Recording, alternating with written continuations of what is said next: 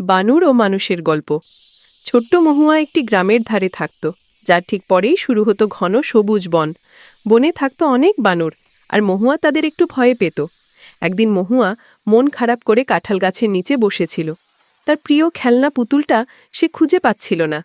সে জানত না ওপরের ডালে বসে তাকে দেখছিল ছোট্ট বানর ঝুলল। মহুয়া দীর্ঘশ্বাস ফেলে কাঁঠাল গাছের কাণ্ডে মাথা ঠেকাল। সে ভাবছিল, যদি খেলনাটা ফিরে পেতাম। হঠাৎ সে ওপরে একটি শব্দ শুনল। ঝুল্ল দেখল মহুয়ার চোখ দিয়ে এক ফোঁটা জল গড়িয়ে পড়ল। এই কান্না ঝুল্লর ভালো লাগল না। সে মহুয়ার খেলনাটা খুঁজতে শুরু করল গাছের ডালে ডালে। দেখতে দেখতে ঝুল্ল নিচে মহুয়ার পায়ের কাছে কিছু একটা দেখতে পেল। সেটা ছিল মহুয়ার হলুদ রঙের পুতুল। ঝুল্ল সাবধানে সেটাকে ধরল। তারপর ঝুল্ল মহুয়ার কাছে না এসে পুতুলটিকে একটি ছোট শক্ত ডালের ওপর রাখল।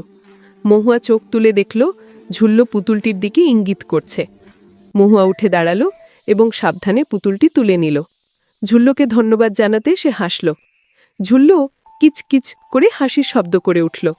ভয় ভেঙে গেল। মহুয়া তার টিফিনের থলে থেকে একটা মিষ্টি পাকা পেয়ারা বের করে ঝুল্লুর দিকে ছুঁড়ে দিল। ঝুল্ল পেয়ারাটা পেয়ে খুব খুশি হল এবং মনের আনন্দে সেটা খেতে লাগল। মহুয়া আর ঝুল্ল, মানুষ আর বানর, দুজনের মাঝেই যেন একটি গোপন বন্ধুত্বের সেতু তৈরি হল। সন্ধে নামতে মহুয়া ঝুল্লুকে হাত নেড়ে বিদায় জানালো। ঝুল্লুও মাঝা নেড়ে সাড়া দিল। মহুয়া হাসতে হাসতে বাড়ি ফিরে গেল। আজ তার শুধু পুতুল নয়, একটি নতুন বন্ধুও পাওয়া হলো।